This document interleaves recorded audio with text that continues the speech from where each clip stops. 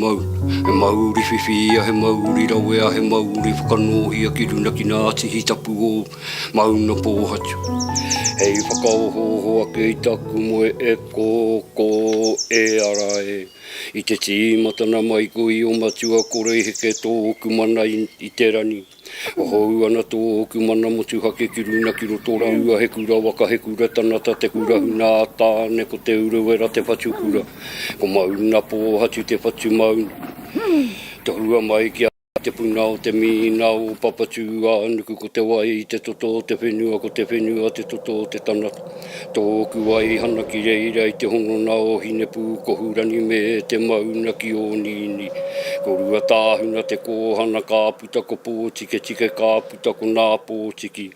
Kāputa ko nā tihuri papa kāputa ko tamakai moana te patu kanohi ki te whenua. Ko mauna pōhatu te kāina o te ahi tipua ahi manawa ahi kārua. Kia mārama kia kitea kia mautonu. He mana he mau he tapurui a taitea kia toitu kia taitaka anake ko te iho te uruwera. Whānu, ara mai te toki, haumie, huie, tāiki e. Tēnei rangahau e pāna ki te kereru, i tīmata mai hea. Nā me ki pēnei me hoki rua te kau mārima tau ki muri. Rua te kau mārima tau ki muri, ka puta te pātai nā mea nō rātau nā whenua. Kāre rātau i te kite, nā rākau tapahia i miraina e tipu haua ki ana i roto i te nahere. Koe rā te tīmata, koe rā te pātai, he aha e kore rai tipu nā kau roto i te nahere. Nā katahei ka rana hauhia, ka tīmata, koe rā te tīmata hana o mātou ki te mahi i tēnei kaupapa, te rangahau tēnei kaupapa, i raro, ia landcare. Nā whaihaere mai tērā ka tīmata te wānangai, te ahua hea kore rai tipu hau nā rākau, kātahi ka kitea pānui ke te kaupapa. Ne? Tētahi o nā hua nā kitea, kua iti te manu. Kua iti te manu, ana hāngai tonu mai ki te manu e kōrero nei tāua te kereru. Te take tērā manu, ko te kereru ana he te manu, ka tae ai a te rui, nā kākano katoa, o nā rākau katoa, e tipu ana i roto i tō tāua whenua i a te tua whenua. Kei te mate haere anō hoki tērā manu hoki te kereru. Nā, koe nā kua huri ana ki te kaupapa e whai nei tāu. Kei te kimi tāua, he aha. Ne, e heke haere nei tō tāua manu i te kereru. Kei reira tāua i tēnei wā. Kei te whai haere tāua i nāhua tana katoa e pāna. Kei te patu i tō tāua manu i a te kereru. Te kereru ki ana. Hoi rā taku honona atu ki te ao waku mātua waku tīpuna. Hoi rā hoki taku honona ki te wao tapu a tāne. Hoi rā hoki te mea whakahoki i au ki roto, ki te nahere, o te kāinane. Te ahua o tērā manu, te kereru, he ao wairu anō hoki tō. A whānau nei kai reira, te arohana atu o waku whakaaro mo tērā ma. E hara ko te ao kiko kai a tātou o te tanatana. Engari ko te ao wairu a roto i nā pū rākau ao tātou mātua tīpuna. Kai reira, kai roto i tērā manu, kai roto i ana kōrero. Ko tēnei wānana he whakakau mai i te huna e matatau ana ki nā kōrero mo te manu rangatira nei o Tūhoe mo te kereru. He nui nā kura huna kai roto i tēnei manu, kā re kitea ki roto i etahi manu no atu, i tētahi kararehe rānei ke atu. He whakapapa tōna, he honona motu hake tōna, he ahurea kā re tutuki e tētahi atu te whakau. He mana nui tō tērā manu, ka noho tapu, ka noho ranatira i tērā manu ki waina nui i a Tūhoe. Nō reira, ko te hia, me mahi tahi, me mahi ohu, kia noho tahi te huna pakeke me nā rana tahi o rua tāhuna ki te whakarono ki nā mātaurana a Tūhoe mō te kereru, ki te ruku atu ki te hōhonutana o nā kōrero e pai here nei i a mātau ki te nahere, māroto mai i tōna manu rangatira. Kātahi katahuri te huna nei, ki te tito waiata mo nā kōrero ka puta i tēnei wānana, hei kōrero whakaheke mo nā uri o Tūhoe e haere ake nei. Kia tute kia tiu, kia hura, kia mautonu ai ngā kōrero mō te kurahuna o te urewera. So the second part of the wānanga, we're actually really keen to look at the cultural expressions associated with the kiraru. Now, these are a key part of expressing the relationship that people have with the bird. And so, things like karakia, like our waiata, like our haka, are very express or reflect the relationship. And it connects us back to the bird also in terms of identity, that ahi kāroa. It builds in whakapapa, the linkages that are crucial in that respect. There's reciprocity, there is humility involved in that, people taking the taina role in the relationship. But it also expresses the decision-making right that people have to the environment. And so it reflects the history that people have had on the land and those links back to the taonga tuku ihu, back to that cultural heritage. So they're absolutely crucial in expressing mana motahake o tino rangatiratanga. Ana ko te kereru te hua nui e patua ana i rātau i te rāwa. Hai kai mā rātau. Ki te titiro hoki koe ki te whenua nei kāore, he kai o te whenua nei i tuātu i ngā kai o te ngahere. E ora i rātau. Nō reira, ka tipu te ahurea ki roto o te urewera. Te ahurea o tēnei mea o te mōhio moahea patu ai, me pēhea te patu, me pēhea e kore ai e tere kino te manu e patua ana i rātau. Nō reira, ka mahi ai rātau ngā hangarau, e āhei ai rātau ki te nohoroa i roto i tō rātau kāinga. Me te tāwharautanga o tēnei kāinga kai roto o te urewera i a rātau. Nō reira, he mōhio rātau ki ngā wāhi e noho ai te kereru. Tai noa ki ngā wāhi, ki ngā wā o te rā e noho ai te kereru. Kai hea e noho ana i tēnei haora o te rā. Kai hea e noho ana i te haora i muri mai i te kītanga o ngā tenga. Me ngā puku o te kereru i te kai. He hata rātau mahi, me haere ki hea kimi ai, me pēhea e kitea i e rātau i roto i te mātotorutanga o te rākau. Nā te mea he māmā te kitea i te wā e kai ana i te miro. He manu hoi hoki, kāre e tau, ka hia kai ana kāre aia e aruake. Ki te tangata, ki te pū, ka paku te pū i te wā e hia kai ana ia. Ōna whakaaro katoa e anga ana ki te kai. Kai te paku te pū kāre e aruake, kai te ware ake ki te kai. Ko ira te āhua o te rāmanu. Engari he wā, kua ki te puku, kua haere. Kua haere ki te kimi wai, kua inu wai, ka mutu kua noho i roto i te wāhi mātotoru katoa o te ngahere kāre noho i ngā wāhi teitei. Engari ka heke iho ki ngā wāhi āhua hāhaka. Engari ki ngā wāhi mātotoru katoa ka tahi ka whakakeke i reira. Ki reira whakamōtū ai. Te ata hāpara i mua i te whitinga mai o te rā, i te mātahi o te tau, ka mōhio koe ka tino makari. Ka whai haere koe ki te tonga, ka tai koe ki tētahi whetū, ko te ingoa, ko tariao. Ko tariao te whetū nui i roto i tētahi wakakereru. Ko te ingoa o te wakakereru, ki taku nei mōhio, ko te mangata wai a rehua. Nei kaupapa mo te kereru, a tāhua ki nā kore. Ka mutika taina o ka rono i wēnei kōrero. A hako ai tipu mai au i konei, engari kare mātau wā hautonu, a hitona karau i rono i wērā kōrero e kōrero tia nei o mātau na pākeke mo te kereru. Engari kua mōhau tēnei rā, I te wāriu, i te mana o tērā manu. Nō reira kai te poho kereru katoa tōku na nākau ki te rono i nā kōrero. E kōrero tia nei o mātou Pākeke. Kōrero tia nei e nā tohuna mōhana ki tērā manu. E tūpono atu ia ki tērā atu anui ko rehua. Koe nei e tahi o nā taonga i riro ia tāne ka whakahokia mai ki te whenua. Nō reira he kāhui whetū e nei manu katoa.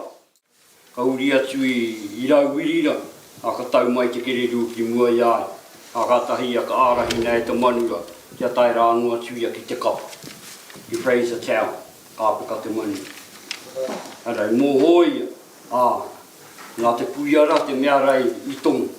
Tuku atu hei ārahi iai, kia tai pai ki te kai. E ahua roa tunu i muri mai.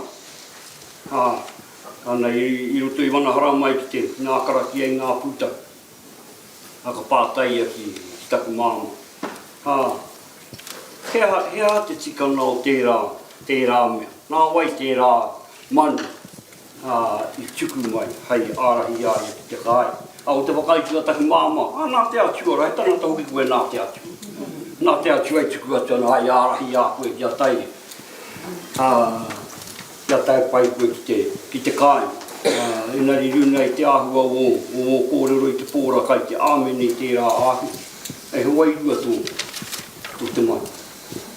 He hoi rua kai tua ki atu kare tau i te kitea kare tau te kōrero hia e tātau.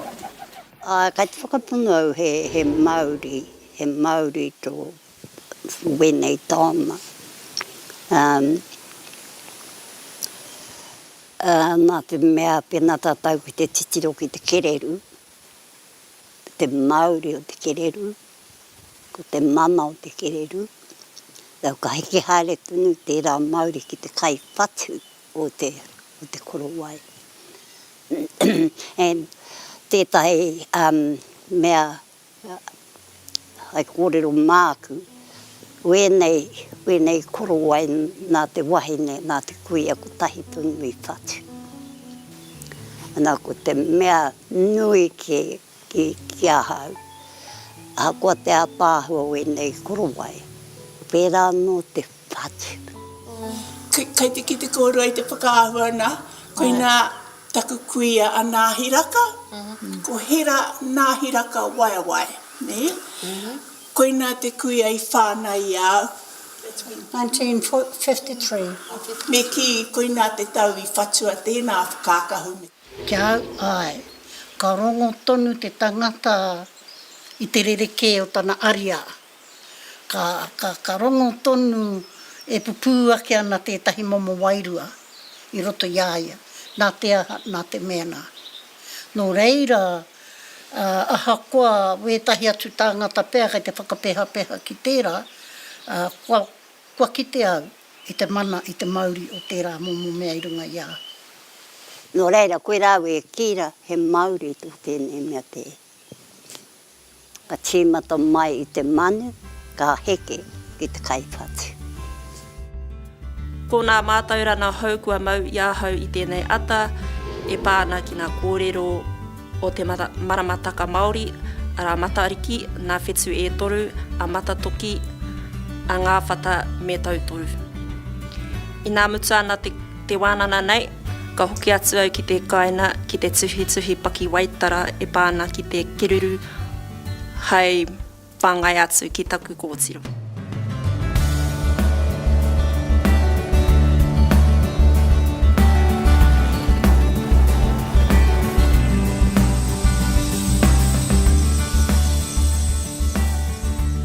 Te Māori tuatahi pēr ko te Māori tēnā kai te orai.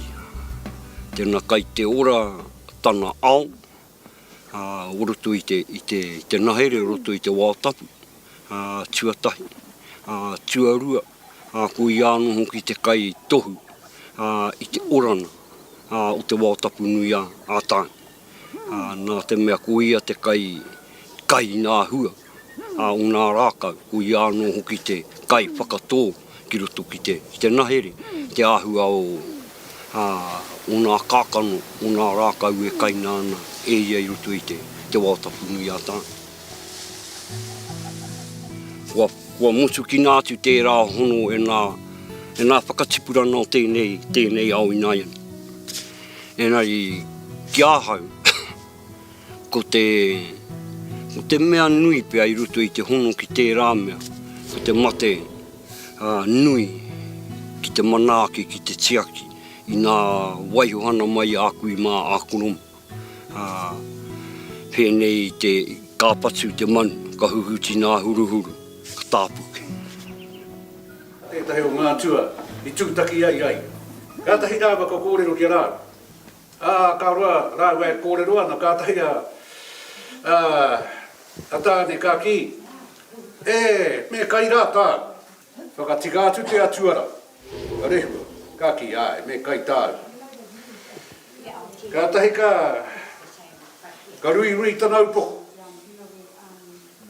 Kātahi ka takataka iho, ngā hua o tanau poko. Ngā hua i noho i roto i o na makawa. Ko ngā hua nei, ko te kōkō, ko te kereru. Ahoi anō,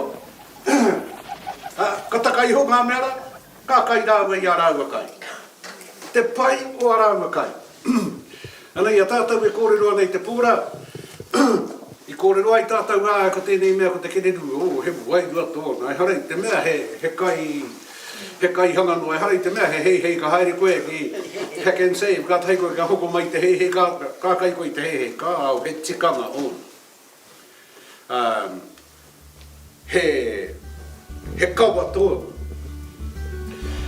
Ka ta mana kitia tērā manu he pērā mo te kōkō.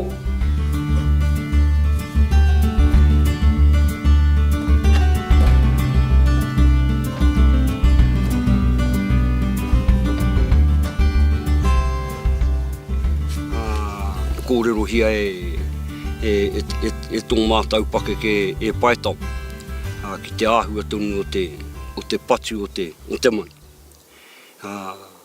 O te kereru i mua ke i te haere hana o nā tānata haere ki te patu. Ka hoki anō ki te āhua tana o nā tohuna, o nā tānata rānei kai a rātau e pupuri ana, te mauri tiaki.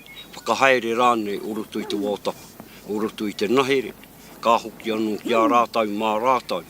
Mā rātau e wāhi te huarahi, kia āhei ai te hapu nā whānau rānei ki te haere, ki te tīmata ki te mahi.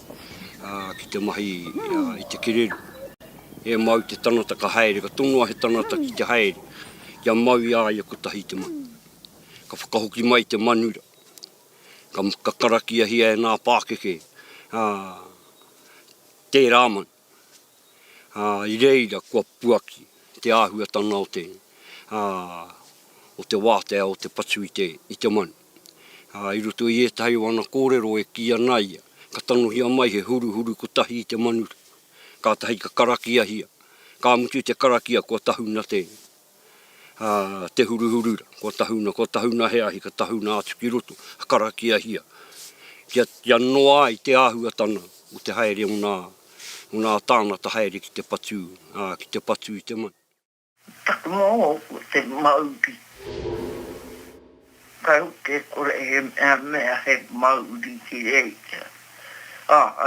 Kore o toni rā, maspiku te koro au o te raniu. He aha ke oki te mea i aia e rā. Karakia katoa, hara kau e mōho me te. Ana kau o koro ua noe ora te mea mō. He mau ki a karakia. Hau na te haere tuota i ki te mea. E ki kua papai ia koe i te haere ki te puihi ki te pupuhi mana. O nā a mea haita. He haere koe i ngai te e ki karakia. Ka whakatu whera ia he kāpati pēha rāne. Hai wāhe koe te ate. Kare nei te haere mai ho. pērā tonu I pātau ane kua poheke nei pērā me koe rā tōtō ma hia kengo I te haere aka.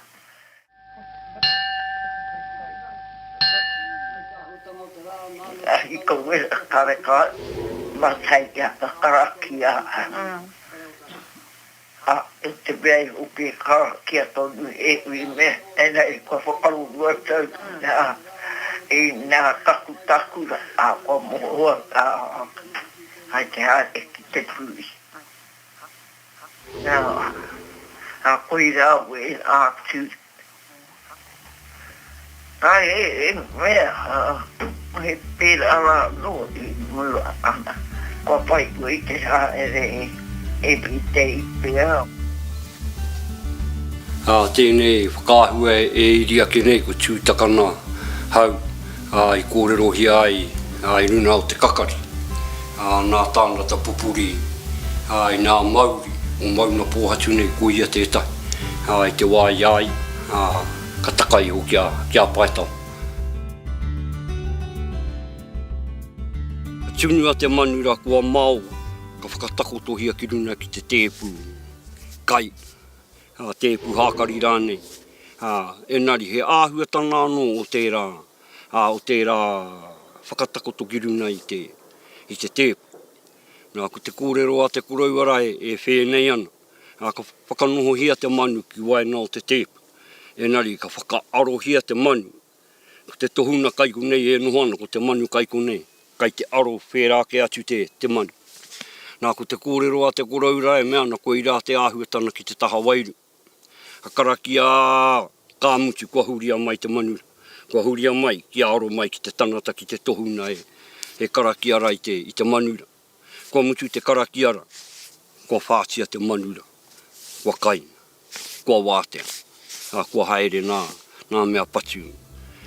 Patu manu. Ki tā rātau. Kua tuwhera te nahere I te patu kere. He rau e te whakamoana I nā kōrero a tēnā mō tēnei mea te keruru.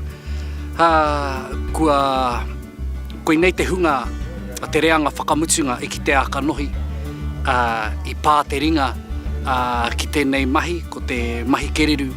No reira, ko te painga o tēnei kaupapa, he whakarongo ki nā kōrero, he whakamoana I nei kōrero hei rauemi mo nā tamariki mokopuna. I puta te kōrero mo te Māori o te kereru, kua eke pēr te wā ki te whakaora I etahi o nā tikanga tahito a o tātou mātua tīpuna ki te pupuri I te Māori o te nahere te Māori o tāne me te Māori o te kereru.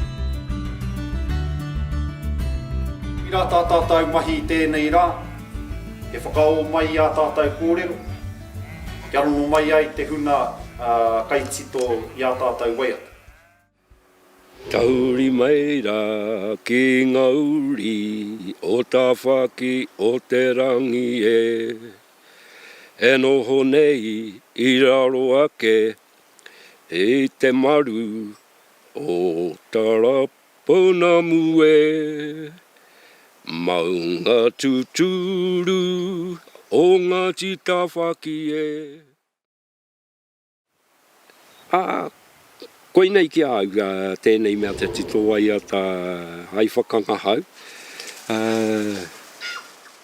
Hai whakaatu atu ki aku tamariki, ki aku mokopuna. Kai konei anō tētahi wāhanga, tēnā ka hia rātau te whai, te wāhanga e pāna I tēnā mea. Ki te whakanga hau. E ki ana hoki tētahi kōrero, ne? E hara, mā te prāwana ke kāora te tangata, ne? Kai reira anō, hai whāngai te hinengaro. Hai whakakoakoa I te ngāka. Kai roto hoki e rā waiata ngā kupu. Kia kaha I koe I te whakahua. I o whakaara, te whakapua wai. Koe rāna waiata, ia mātau e tamarikia. Engari roto I ngā pao, ko ngā kupu, whakamārama, tae rāno, ki te pue. Koi rāna kupu o roto i ngā pāo, kia mōhio ai, hai whakamōhio i ngā tamariki. Hari ai runa, hari ai rāro, hari ai pō kene kene, ka kōemi kako tamo ks tārati. Taiata, taiata, tā. Tarahatsi, tarahatsi, tarahatsi, tā. Au, tarahatsi, tarahatsi, tarahatsi, tā. Ana, he haka tērā nā o mātau kuia, hei tō mai i te marea, hei whakarana tira i nā manuhiri tūārani, kai waena nui i a rātau ki te kai. Mā te kai te tanata e whakakau, mā te kai te tanata e whakaora, enari mā tētahi kai nui e whakarewa i te mana o nā manuhiri tūārani e whakaea i tētahi kaupapa motuhake. Ka kite ai tātou e hara te kereru i te kai nuihu, e hara i te kai mā te tautauhea. Enari he mea whakarite mā nā wāhine me nā rangatirani. He wairua tō te mani. Ka whakanahau hia ki te haka, ka whakairo hia ki te kupu e hānai ana ki te kereru ki roto i nā mō teatea, ki roto i nā momo waiata. Hei whakatumatuma i te hine naro o te huna whakarono. Hei whakakoakoa i te nākau. Tērā te whakaaro ki te whakaora tātou i te manu, i te tai aura nei, me whakaora anō hoki e tātou te tūākiri o te iwi nō rātou tērā rohi. I puta hoki o tātou kupu, o tātou reo, o tātou mātaurana, i ēnei tūāhuatana. Nō reira ki te naro tērā, ka naro hoki tētahi wāhana nui o tō tātou ao. Ka mate te puke tui honei. Ka hore hore, ka hore hore. Ka mate te puke tui honei. Ka hore hore, ka hore hore. Neke neke hia. Neke neke hia, iki mihia ki te kore, kore rawa e ki te ea, aku hiwi ki te mahi kai e. Neke neke hia, pakoko, pakoko, pakoko ngāra ho o te rangatira o te marae, ne? O te rongo nui pakoko, pakoko, neke neke hia. Neke neke hia, e koro tiare tupou toua ki te ngahere kia mau mai te ku te ku. Kia mau mai te ku te ku. Neke neke hia, he koko kai runga kai te toro miro e tunou ana ku.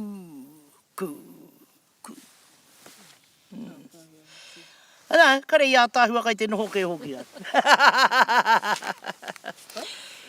Engari ana kuina ne, ko te whakamārama, kai te haere, ka mate te puke tui hone. Kia rātau, ko nā puke anō hoki, o nā maunga, o nā wāhi, mea nata. Engari kua whakarite hia, ne?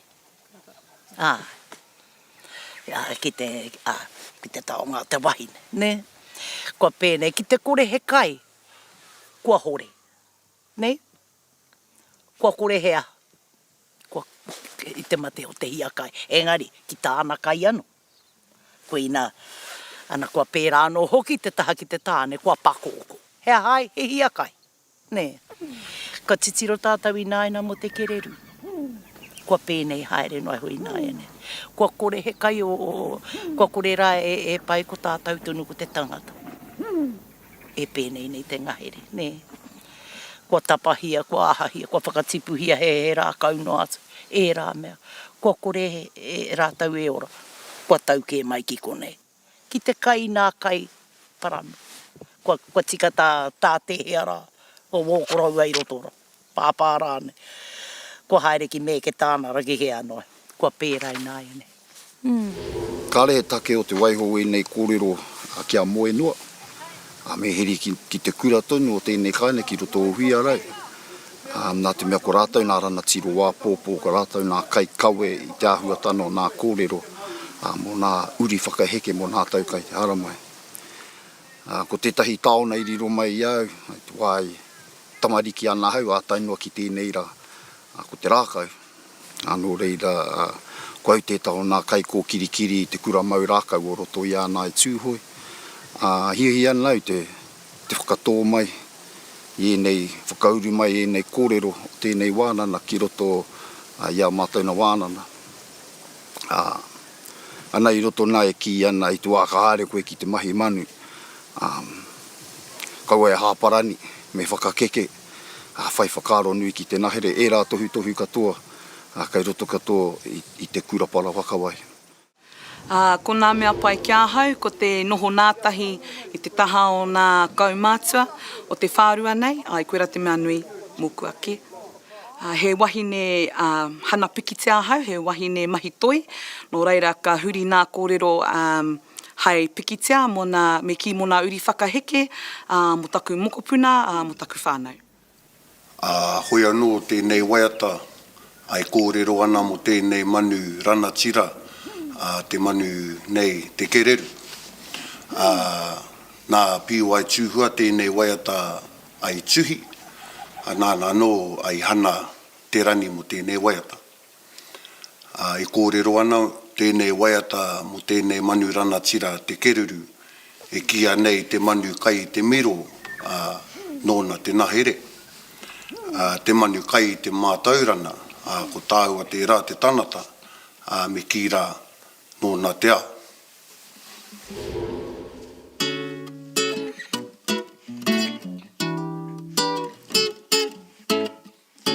Te manu kai te miro nōna te nā, here te manu kai te mātaurana, nōna te ao.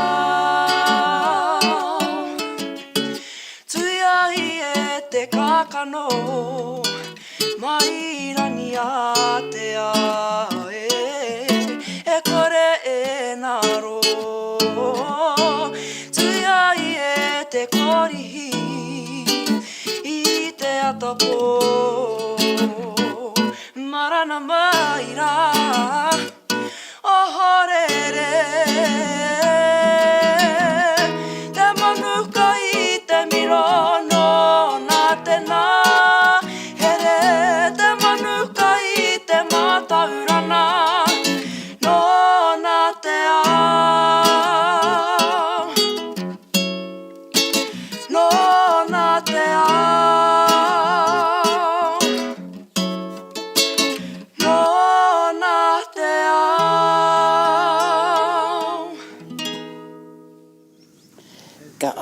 ai au e nei kōrero. He tino pātai pai tēnā.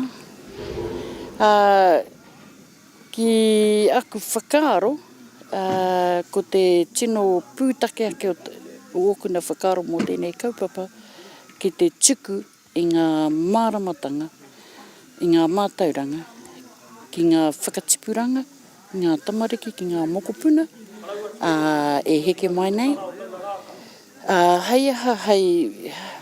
Hei ana i a rātau whakamua, i roto i a rātau nā āhuatanga, i roto i tō rātau nā ao. Nā te mea, kare e kitea ana, kōkore e kitea e nei momo āhuatanga. Ki te hoatu ki ngā tamariki, kenu pēr ko ngā momo mahi, mā mātau hei whāngai ki a rātau e nei āhuatanga, ko te tito waiata, i roto i ngā waiata, i roto i ngā haka, i roto i ngā mōteatea, pēr, e tae a i rātau te pupuri e rā kōrero. He nui nā paina o tēnei wānana, tuatahi kai te whakahaerehia i roto o ruatāhuna tonu, tuarua ko nā kai kōrero katoa no ruatāhuna ake, tuatoru i whai wāhi mai nā tamariki o te wharekura o Huiarau ki tēnei wānana. Te rapu māramatana mō nā tikana, i kawea e o mātou kraua kuia, e o mātou tīpuna i mua, ki te tiaki i tērā taona, ki te tiaki hoki i te mauri o tērā taona o te kereru. Mō mātou, mo te taha kura, ka hoki ake mātou ki te kura, kua noho mātou, ki te wete wete i nā mara kōrero i mau i tēnā o mātou, ka tahi ka tūhonohono i wera kōrero kia puta i tētahi rerena, e taia e mātou te tāpiri atu ki nā kaupapa ako. Hamate te puke tui honei, ka hore hore, ka hore hore. Ai, rina te haka i aku hia e kimoro. Ana ko tana whae ko tiri pou. A me kei me te ao e rā kui no te waiti katoa, ne? Ana he kui hāta ke i kato. Nā rātau tā rātau mai. Ko tīmata tā rātau haka. Pae. Hei te neke hana. Ko hiki nā pane koti, ko hiki nā kūha, ne? O piu nā pane koti. Nā mahi hāta ke hi kato, ke ki te mai e nā korau. Ko tata atu ki nā korau, ko kemo hi atu nā korau. Nā mahi hāta ke hi kato e hoa we nā kuia. Pāre kare. No ia hako te hohuru e tana o te kaupapa, e mā rātau māmānoi. E whakanahau tia, te manuhi, te huna e whakaeke. Ia heke ki te ahua o nā kōrero o tēnei mea o te manu.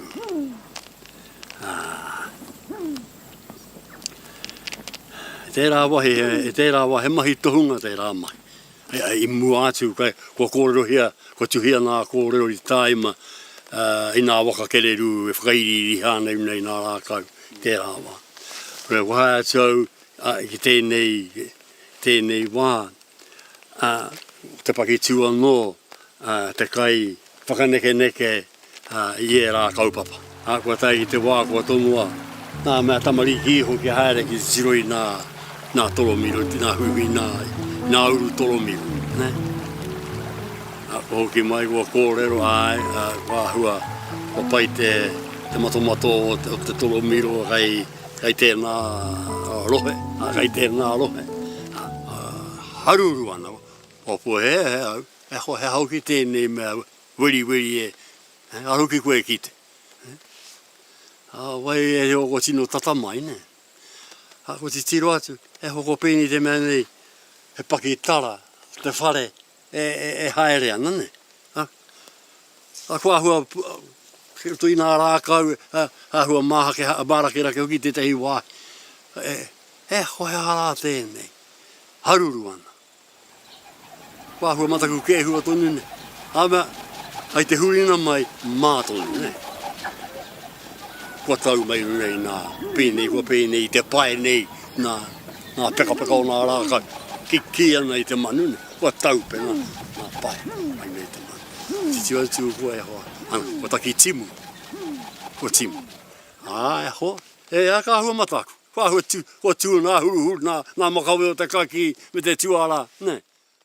He kō, keiruna kei te toro miro e tungau ana.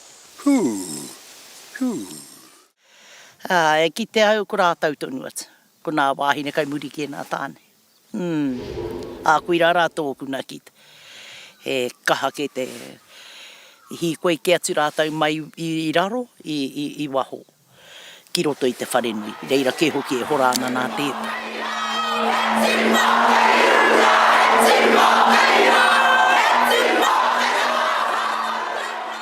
E tahi o nā kui anō rua toki i tāna noko nei, rahi rātau. E kore warewari au rātau reo, te whakahua i nā kupu. Engari nā ene kua tīni haere, ne, kua tīni haere, te whakahua haere, te whakatora nei nā kupu. Anei pia tētahi āhuatanga. I roto i tatatai hui, kei te patai mai ngā tamariki, he ha te tikanga o te rā kupu, he ha te tikanga o tēnei kupu. A kine pia ko te whakahoki mai ngā kupu, hei whakamahi, ngā kupu kua wareware, ngā kupu kua kore i whakamahi hia iaia nei, nā te mea kāre i te mahia e nei mahi. Tō mātou tira ahurea o roto o ruatāhuna, ko tā mātou na kaupapa, ko te reo, me ona tikanga katoa. Ana he paitunu tēnei hei kaupapa. Whakahaere mā mātou mō nā tau e heke mai nei, e tae ai e mātou te tuku ngā kōrero katoa ki ngā tamariki whakatipuranga mokopuna. Ko te mea nui kia mau nā kōrero nei. Tia tahi kia hopukina nā kōrero nei. Koe ni te ahua tātā tau noho i te wā nei. He kōrero i nā kōrero he wānana i te wānana. Ka mutu ka hupu māroto i te tuhi tuhi. Ka mutu māroto hoki i te tito. Waiata mā tātou kuira nā tuku mātaurana. Tukuna mātaurana o tātou mātua. Māroto i te waiata, māroto i te haka, i te pātere. I te mōtea kuira nā mea hei tito mā tātou nā. Kia mautanu ai wera. Kuira nā taona nā koroua. Pēnei nā waiata tahito e mautanu nei a tātou tēnei. Me pērā no ene. O tātou tūpuna nā rātau nā waiata i tito i te wāia rātau e ora. Hāngai ana ki nā mahi mahia, te whakaako i a tātou. Koinei nā mahi i mahia i te wāia rātau e ora. Ka tāpirihi atu nā kupu i roto i a rātau whakatauki, kāhu manu tiu. Kimi i te hau whenua. Kereru manu topa. Mau ana. Ko te kāhu ana ke te manu tiu o te tua whenua o te ngahere. Tēnā ka hia te tangata ki te kite i tēnei mea i te manu tiu. Me haere ki te taha moana, ki te moana rāne. Mōhio tātou, tēnei mea te manu. Ko ira te whirinakitanga o nā tūpuna o tēnei rohe. Hai whāngai i a rātau ki aura i rātau. Ana, i wainga nui e rā manu, ko ira te manu nui katoa ko te kereru. Nā, ka tai tātou ki tērā mea ki te manu topa. Ka piki o tātou mātua i ka mahi au rātau whata, ki reira noho ai. Kia noho rātau, i wainga nui ngā manu e kai ana i runga i Storomira. Ana, e ki ana tērā kōrero, i ngā taoa o tātou tūpuna, ki te wero atu kua taka te manu, ana kua topa. Ko te paina o tēnei wānana ki ahau, ko te whakarono kōrero, te nui nao nā kōrero kāre anō kia rono, wetahi o nā kōrero kua rono hia, enari kāre anō kia kitea. Ko nā kōrero e pāna ki tēnei mea te manu kereru nei. E rono au i nā kōrero e pāna ki te hana korowai. Tai atu ki tēnei mea te mauri o te manu. Tai atu ki te hana waiata hakara nei hai taona mo nā tamariki o Apopo. He mea nui kia mau i a tātou e rā kōrero. Kia tuhia e rā kōrero. E korora ke neau. Kia whakairohi ai roto i te mōtea te wera atu o Maharatana. Enari ki hei mōtea te anō mā tātou.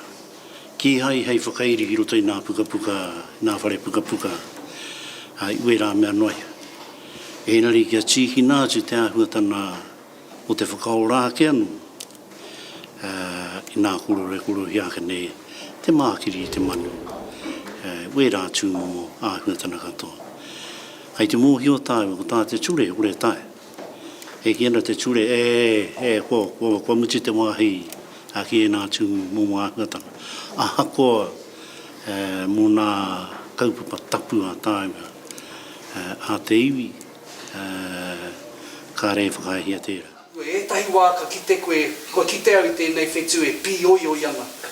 E pēnei ana, e kanikani ana i te tū āwhai. A mohio koe ka makariri enari, ka makariri takurua aio, ka aio. I te wāneina, kua toru tau i nā ene hangāna te ahuatana o te kawa o tūhoi, te kawa o te urewe. Nā he kaupapa tēnā i tipu ake i roto i nā whakatauna te kāwana tana i nā i tūhoe i ana kre. Ko te kaua nei nā he whakarite nā mo te whakahaere i te uruwera, nā mahi katoa a te uruwera. Me tō tāua mōhio i raro i te ture, ka rei whakahoki a motu hake hia mai a te uruwera ki a tāu. Ka mutu me te hi mai a te ture, a te uruwera koia ai anu, e tanata te uruwera. Nō reira, he rere kē te titiro i tērā kararehe pea. Ka re hoki whenua ke ma, i hoki tanata ke ma. Ko te hia, kia ki tea he huarahi e hono ana i te kaua te uruwera ki mā tātou kōra. Mā tātou kōra roa rāne hono ana ki i te kaua te uruwera. Koe rā tāku. I te wānei ko nā mātā pono noe hau kōti. Wa mahi nai nei i nā mahi o raroiho o te whakatinana i nā mātā pono nei. Koe nei tāku hia kia hono atu a tātou kōrero o te wāna ki roto o te kaua te uruwera. Tēnā ka tae tātou. Te paina atu. Kā kore hoki. Ia e noho nei luna i te pāri o te uruwera, koe nā tāku ākuna tūmanako. Kia haere anō tātou i te nāhere ki te patu manu i inu nei tātou tika. Kawa i te patu kuri inu aiho, aikai mā tātou. Enari mō nā kaupapa e tika ana. Kia whai e, kia tihina we nei manu i te nāhere i te wao. Hei whakatutuki nā kaupapa nui ana i tika. The kōrero that's been shared over the last 3 days has given us some really awesome insights into the relationship tuawhenua have with the kiraru. For tuawhenua, it's more than just the bird of the year. The kiraru is more than just a seed disperser or an ecological engineer. It's more than just about the right to harvest and eat the bird. What's been demonstrated, I suppose, over the last 3 days is that it's very much around whakapapa. It's about the links into the ngāhere, into the environment. It's the links back to tupuna, it's links into tāne. It's around the mana to make decisions about the ngāhere and around the kiraru. It's an identity. People very much identify themselves with the kiraru. And so this needs to be recognised within conservation. And so for conservation out into the future, what we've heard today needs to be an integral part. Importantly, it's not just about species conservation, but it needs to be about engaging people in that relationship. O te āhua tonu o tā tātou titiro ki te ao, e whiri ana i a tātou ki te rani me te whenua. E here ana i a tātou ki o tātou manu, ki o tātou nahere, ki tō tātou taia. Ko ia nei nā uarātana e pai here nei i a tātou te tanata kia papatuanuku me o nahua. O nā wawata, mā tēnei paki pūmeka e whakatō i etahi kākano ki roto i nā uri o tūhoe, o te ao Māori, Aotearoa, o te ao whānui ki nā whakaaro e horane. Ki te whakaora tātou i te nahere, me whakaora hoki tātou i te rerehua o te iwi, ki o nā taona te rerehua o te iwi, i te ahurea o te iwi, ki nā mātaurana o te iwi, i whānau mai i tūā uki, ka puta ki a tātou e takatūne. Nō reira, koe nei nā tūmanako ake, he tui anō ai i e nei honona. I puta ai te kōrero a nā koroua, ko tā te tanata mahi, he pupuri i te manamotu hake o te whenua. Ko tāna mahi, he manaki i te whenua. Ko te wai te toto o te whenua, ko te whenua te toto o te tanata. He aha tā te whenua, he whāngai i te tanata ki te kai, ki te wairua, ki te mātaurana. Te mauri o te kereru, tikina ki hea, ia matari ki he, te whetu tapu o te tahue, he tohu makuru, te tau kai hau kai te rā ko nā whata ki te tua pai nau mai te mangata wai o re hua ariki he papa te whatitiri te ana ha whakatangi hoki mai te manu ora ki te maunga ko ia e ko te puanui a tahane hei haukahi ko te oha pakia ka haere whenua a kaua te houhi te kohai kaua poro kai where a he